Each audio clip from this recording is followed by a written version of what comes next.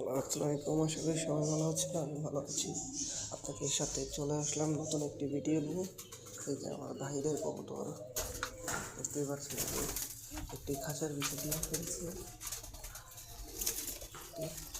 Cute কবুতর আমার, একটা লাকি কবুতর আমার, খুব ভালো মানের কবুতর দিয়ে দেখতে পাচ্ছেন।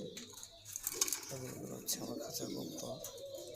হচ্ছে এটিআই, আবার নিচে আছে শার্টি দেখতে পাচ্ছেন।